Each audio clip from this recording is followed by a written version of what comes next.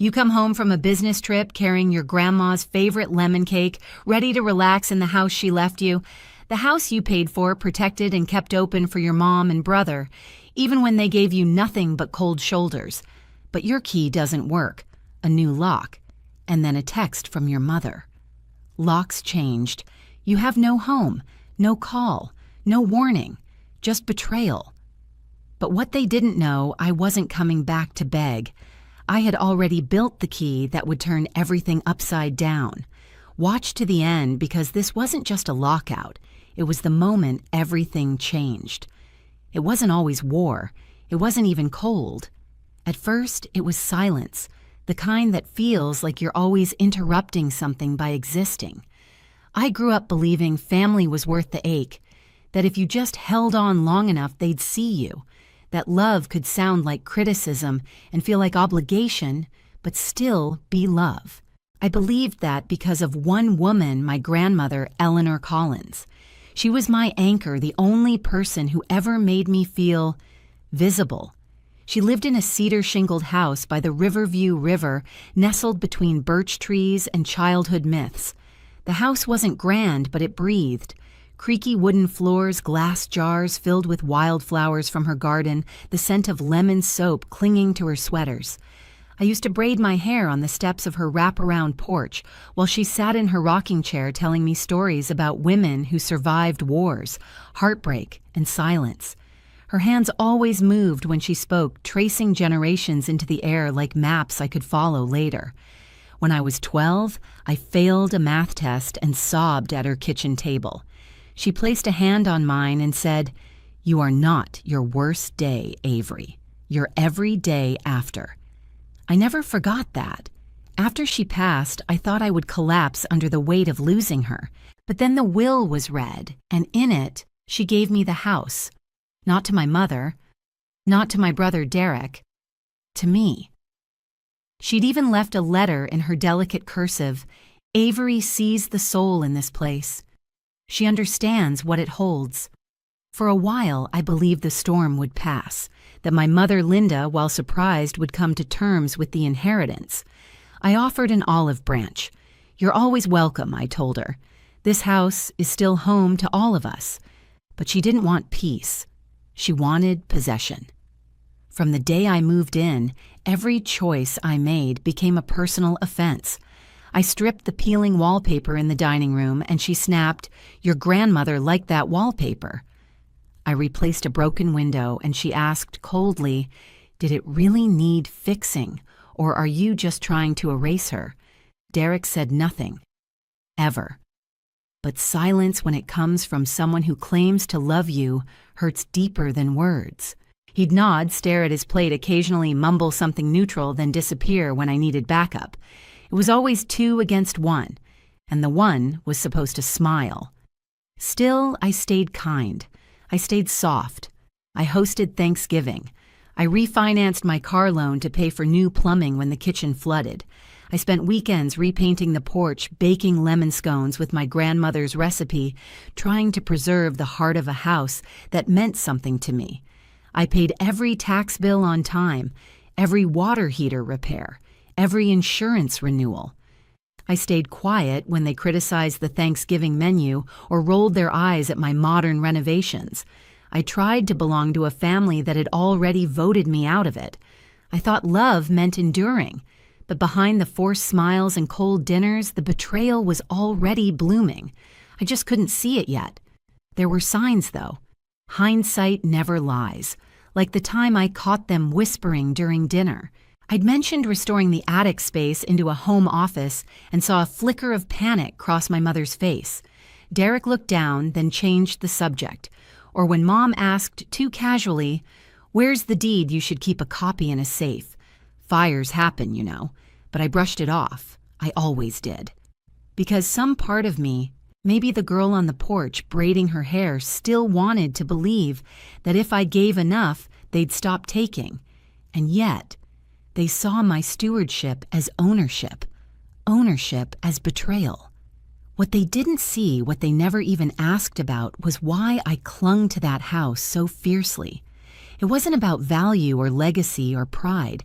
it was because for me, it was the only place I'd ever felt chosen, seen. It wasn't a property, it was proof. I remember one night vividly. I'd been up late fixing a leak in the guest bathroom, something Derek had promised to help with, but bailed on last minute. I was on my knees soaked from the waist-down flashlight between my teeth, trying to screw in a rusted pipe, when I heard my mother in the hallway. She didn't know I could hear her. She was on the phone. This house has always belonged to the family.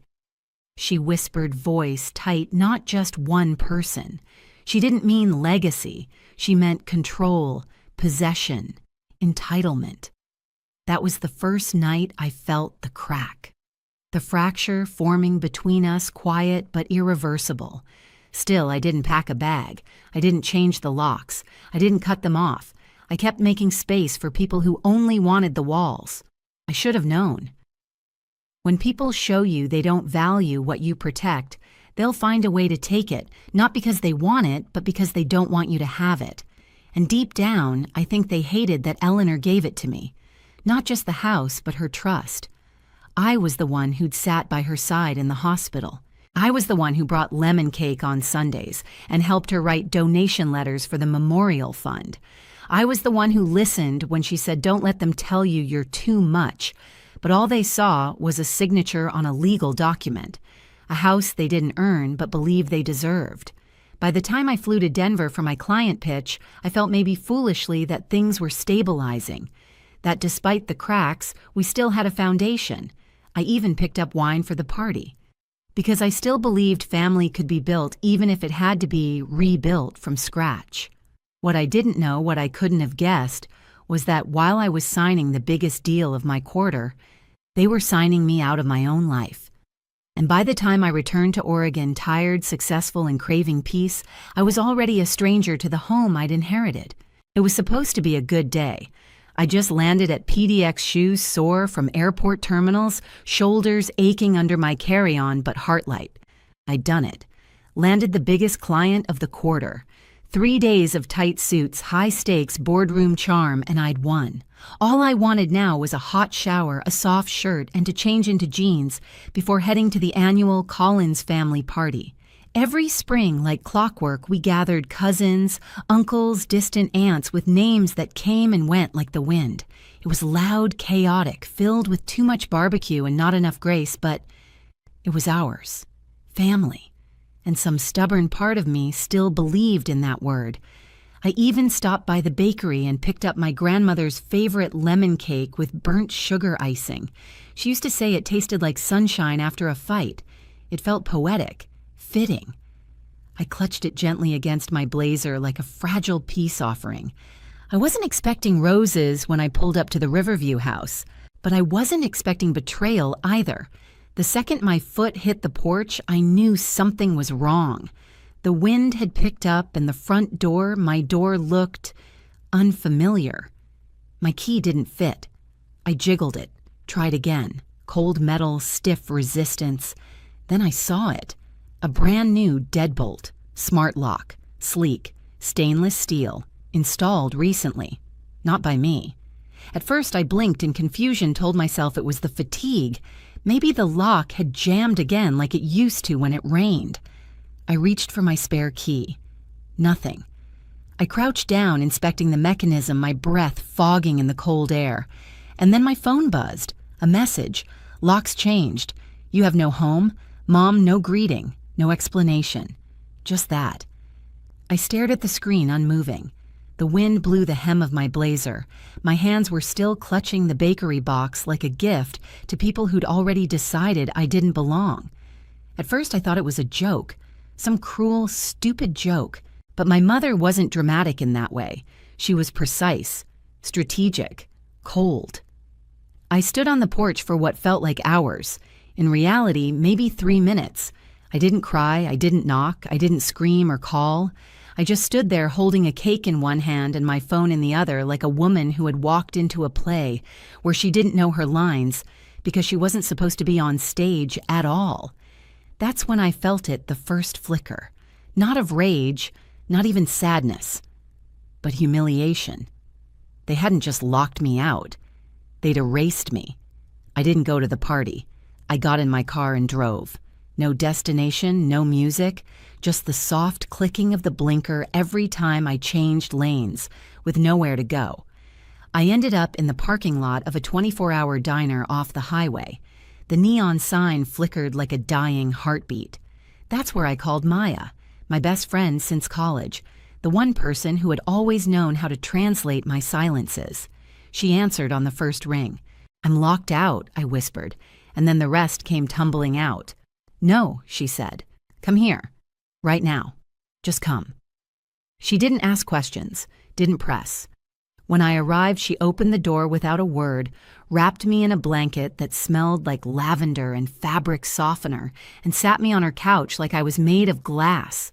The cake sat on the counter untouched, a monument to the absurdity of it all. That night, I cried. I hadn't cried in front of anyone in years, but I cried for the little girl who used to believe family meant protection. I cried for the woman who paid the mortgage, who filed the taxes, who hosted Thanksgiving and offered peace like it was free. I cried for the parts of me I'd left in that house, and the people who didn't think twice before tossing me out of it. They really changed the locks, Maya asked, voice tight. I nodded, and texted me like I was a tenant getting evicted. Her jaw clenched. That's not petty, that's calculated. I hadn't let myself go there yet, but once she said it, it stuck. Calculated. It echoed in my mind all night long after Maya went to bed. I lay awake on the pull-out couch, staring at the ceiling, replaying every step up to the porch, every ignored call, every whisper I hadn't questioned. Something gnawed at me. I never checked the side of the house. I never looked to see if they had moved anything out. The next morning, I drove back, not to break in, just to look. And that's when I saw them, 3 large black trash bags tucked behind the shrubs, slumped over like dead animals, shoved between the recycling bin and the air conditioning unit like secrets nobody wanted to deal with. I parked across the street, walked over slowly. My stomach twisted as I opened the first one. Clothes. My clothes. Wrinkled, crumpled, tossed in like I was Goodwill inventory. The sweater my grandmother knitted for me balled at the bottom like lint. Second bag, half-used toiletries. My toothbrush holder. The ceramic mug I used for tea every morning, the one with the tiny crack near the rim. Still stained from peppermint. The third bag hurt the most. Books. Framed photos. A necklace my grandmother gave me for graduation still in its box. A torn page from my journal. My story ripped in half. I stood there, fingers trembling, staring at the pieces of my life. This wasn't just removal, it was punishment. Passers-by probably thought I was a woman looking for something she dropped, but I wasn't looking. I'd already found it. My breaking point. I didn't knock. I didn't yell. I didn't text them back. If they wanted silence, I'd give them silence, but not the silence of surrender. The silence that plans. And by Monday morning, I wasn't crying anymore. I was calculating. I didn't go into battle with fire. I went in with spreadsheets. On Monday morning, while the city was still yawning awake, I sat at Maya's kitchen table. Her cat curled at my feet, my laptop open like a weapon. The air smelled like coffee and quiet fury. I wasn't shaking anymore. Something in me had hardened. The version of me who begged to be understood, who over-explained and underreacted, was gone. She had vanished somewhere between the torn journal page and the necklace box buried in a trash bag. What remained was calm, focused, surgical. I opened a drive folder I hadn't touched in months.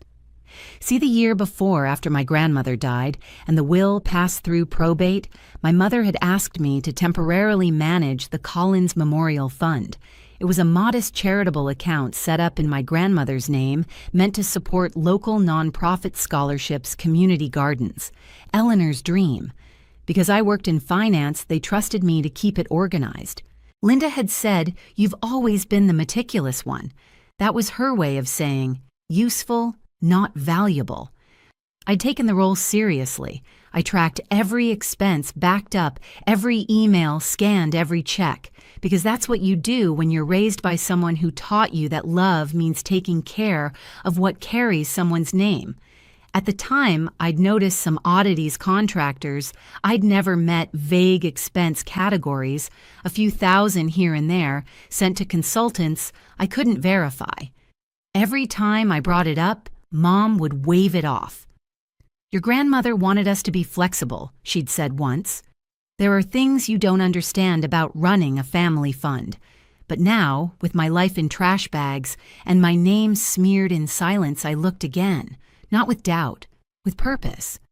And what I found wasn't just shady bookkeeping, it was fraud. One invoice allegedly for event planning was billed from a business that didn't exist.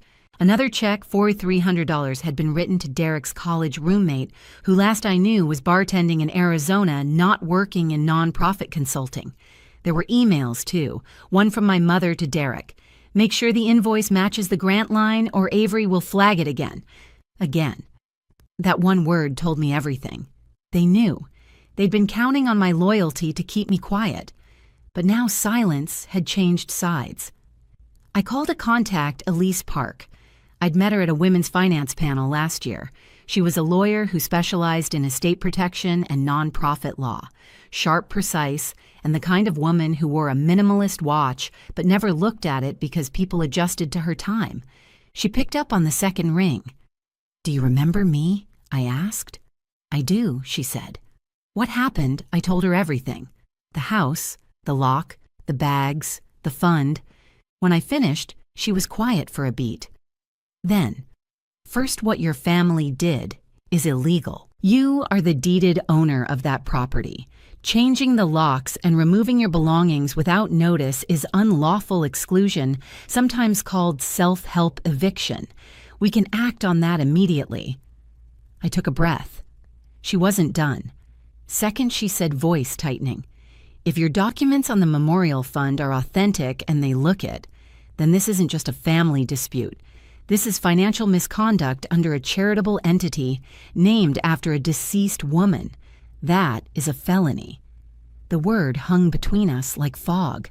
Felony. I wasn't angry. I was ready. "I want to move forward," I said. "Good," she replied, "because we're not just going to knock, we're going to take the door off the hinges." That same afternoon, Elise filed a cease and desist letter demanding immediate restoration of my property access, along with a court order for temporary possession, while legal proceedings unfolded. She also requested certified copies of the deed and probate documents to reinforce my ownership. And then she told me, "Do not respond if they contact you. Let them panic. They need to feel the silence." By Tuesday, the paperwork was in motion. By Wednesday morning, my phone rang. Blocked number. I let it ring once, twice. Then I answered. A smooth male voice came through.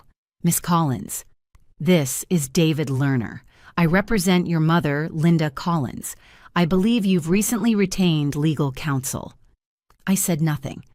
"We're hoping to resolve a small misunderstanding regarding the Riverview property," he continued.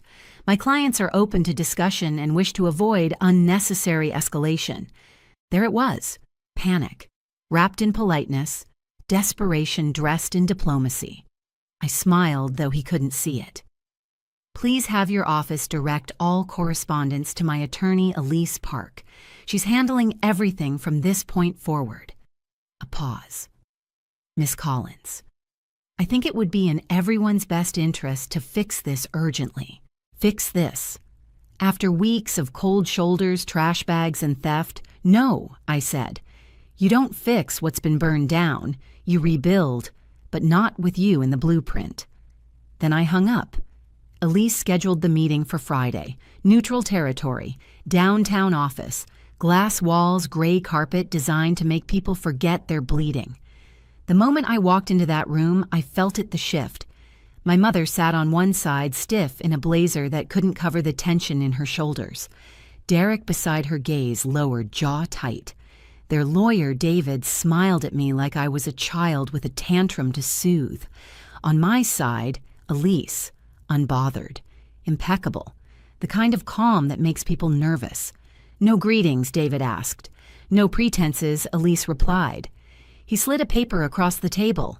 "My clients are willing to return access to the house and cover reasonable legal costs incurred thus far. In exchange, your client agrees not to pursue further action or make public claims regarding internal family matters, particularly the Collins Memorial Fund." I didn't even blink. I took out my own document, Elise's draft, and slid it forward. "My conditions," I said. "Immediate restoration of the Riverview property. Written retraction of the defamatory social post from Linda Collins. Full reimbursement for legal fees and property damages. Formal relinquishment of any financial or symbolic claim to the Collins Memorial Fund. And an agreement that neither Linda nor Derek Collins will set foot on the property without written invitation." My mother scoffed. "You think you can keep us away from our own family's house? It's not yours," I said quietly. "It never was." Their lawyer glanced at Elise. "If we refuse," Elise's voice was ice, "then we proceed. We have evidence of charitable fraud and unlawful eviction. The legal and reputational fallout will be significant." Linda's face went pale. Derek's hand twitched on the table. "You're threatening your own mother," she whispered. "No," I said. "I'm protecting what my grandmother left me, and I'm done apologizing for that." They blinked first. Within 24 hours of that meeting, Elise had an official response they would comply with every condition, not because they understood or felt remorse, but because fear has a way of forcing civility. That Friday afternoon, I stood once again on the porch of the Riverview house. Elise was beside me. So was a police officer, her insistence. Just in case. We brought a locksmith, a neutral party. A symbol that this time I wasn't walking into their rules. I was bringing my own. The locksmith worked fast. He removed the smart lock, installed a traditional deadbolt with a new key, and handed it to me with a quiet, "Welcome home." But home had changed. The door creaked open like a stage curtain. Inside there was no audience, no warmth, just air stale, cold hollow. They had gutted it. Gone were the copper pans my grandmother used to clang together when making soup. Gone was the hand-sewn quilt that had once covered the upstairs banister like a banner of belonging. Gone were the small things, the ceramic owl that sat on the mantel, the faded rug by the back door, even the mismatched set of chairs we used every holiday. They'd stripped it of its spirit. The worst was the study, my grandmother's sanctuary. I stepped inside and froze. Empty drawers. Empty shelves. Gone were the journals she'd written in since 1978. Gone was the antique desk lamp I'd rewired by hand. Gone was the tiny silver locket she kept in her drawer, one with a photo of her holding me as a baby. They didn't just remove items, they looted history. I sat down on the hardwood floor, knees pulled to my chest, breathing like I'd run a mile. Elise stood silently at the doorway, then quietly started photographing everything: the bare walls, the missing heirlooms, the clean spots where dust should have been. The police officer offered a polite suggestion. "You may want to file a theft report. Without documentation, we can't force them to return anything. But it doesn't look accidental." I nodded but said nothing. I wasn't angry. I was past that. It wasn't about objects. It was about erasure. That night, I slept on the floor of my own house. No furniture, no sheets. Just me and a thin blanket Maya had dropped off, along with snacks, paper towels, and a hug I didn't know I needed until it landed. The silence in the house wasn't empty. It was listening. And so was I. Over the next few days, things shifted. My phone began to buzz again. Not with apologies, never that, but with something worse. Control disguised as concern. First it was Derek. "Hey, just wanted to check in. Hope you're okay." We all got a little emotional, that's all. Then my mom. "You've made your point. Can we talk like adults now?" I ignored them. Then came the guilt. "You're tearing the family apart over a house." But they had already done that. What they couldn't stand was the silence, because for the first time it didn't belong to them. No more whisper campaigns. No more passive-aggressive digs at family dinners. No more group chats I wasn't added to. No more pretending. I wasn't playing their game. I was rewriting the rules. They tried smear too, though more subtle than I expected. A few distant cousins unfollowed me on social media. A family friend posted a vague Facebook status. Some people let money go to their heads, sad to see greed win. Another relative messaged Maya directly, "Is Avery okay? We're worried. She's always been emotional." It was textbook. Silence me, discredit me, shame me. But I didn't respond. I didn't defend. I let the silence grow teeth. Instead, I focused on rebuilding. And it wasn't just about the house. It was about the story. I dug into every legal form with Elise. We submitted official documentation to the state charity board regarding the fund discrepancies. Not to destroy Linda or Derek, but because that fund bore my grandmother's name. And I wouldn't let her legacy be used for fraud. The board took it seriously. Within a week, Linda received a notice of audit.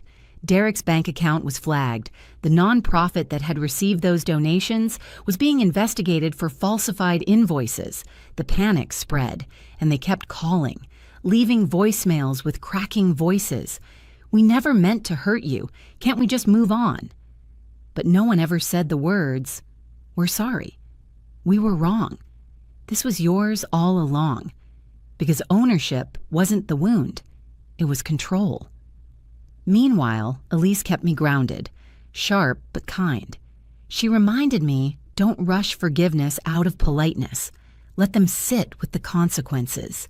And Maya, bless her soul, never left my side. She showed up with throw pillows, boxed dinners, old lamps, and new light. We laughed. We rearranged memories. We joked about getting a dog, then seriously considered it. She reminded me I wasn't alone, even when my bloodline tried to say otherwise. And slowly the house changed again, not with furniture, but with breath. The energy shifted. I painted the kitchen. I opened the windows. I let air touch every inch of space they had tried to poison. And word spread. Neighbors dropped off muffins. One woman left a note under my door. "Your grandmother helped me once. I think she'd be proud of what you're doing." I pinned that note to the fridge with a magnet shaped like a sunflower. It was the first thing that made me cry in days. They tried to exile me, but I had reclaimed my name, my space, my story, and the silence they once weaponized. Now it was mine, and it was powerful. Spring returned to Riverview in hesitant steps, muddy grass wind that couldn't decide if it still carried winter. The daffodils bloomed late this year like they weren't sure the ground was safe. I understood the feeling. It had been nearly a year since the locks were changed, since I stood on my own porch holding a lemon cake and a phone that would never ring with love again, since I realized family to some meant ownership, conditional, transactional, territorial. But now the porch had new paint. The inside walls bore soft yellow, the same shade my grandmother once swore made kitchens warmer. The study was filled again, not with antiques, but with books donated by neighbors' friends, women from the finance circles I now hosted every month. I had rebuilt, not to erase what had been taken, but to make space for what was coming. That day, I was hosting a small gathering. Nothing official, no place cards, no pretenses. Just people who had shown up for me when everything else collapsed. Maya was in the kitchen arranging tea sandwiches, fussing over tablecloths like a Pinterest witch. Elise brought wine and sharp wit, helping set up chairs while wearing heels I could never balance in. Several women from our financial group filtered in. Teachers, nurses, a woman who ran a local food bank. Even the retired librarian who had taught me the Dewey Decimal System when I was 10 came arms full of old encyclopedias. We laughed, we lit candles, we ate like we'd known each other for decades. The house pulsed with something sacred, not bloodline, but chosen belonging. It was dusk when I stepped onto the porch to catch my breath. That's when I saw them. My mother and Derek stood just beyond the gate, framed by the blooming lilac bushes my grandmother had planted 20 years ago. Linda wore her best trench coat like armor. Derek clutched a casserole dish pecan pie, probably because that was the only thing he ever bothered to bring to family events. They hadn't knocked. They hadn't even opened the gate, just stood there, like ghosts unsure if they were welcome in the land of the living. Avery. My mother called voice soft, softer than I remembered. I didn't move. She tried again. We didn't know you were having people over. We heard about the work you've been doing, the workshops, the renovation. Your grandmother would be proud. That word again, proud, used like a peace offering when there's no peace, just unspoken shame. I stepped to the top of the porch stairs, arms at my sides. She is proud, I said. I know. Derek shifted beside her. We've been talking, he added, awkward, about maybe... Starting over, I studied them, these two people who had shared my childhood, my memories, my history, who had stood silent as I was cast out, who had stripped my home bare and claimed grief as justification. I rebuilt this home from the ground up, I said, voice calm, and I rebuilt myself too. What you didn't just break trust, it broke something inside me, and I had to find out who I was without your approval. My mother blinked quickly, but her face didn't change. I'm not angry anymore, I continued, but I'm also not the daughter who will bend to be accepted. That version of me is gone. They didn't respond, because what could they say? No apology, no explanation, just eyes filled with something that might have been regret, but came too late. I looked past them toward the porch lights behind me, the smell of lemon cake drifting from the kitchen, laughter floating out from windows I'd reopened to the world. I wish you peace, I said. But this... I gestured gently behind me. This is family now. Then I turned. I didn't slam the door. I didn't storm off. I simply walked back inside.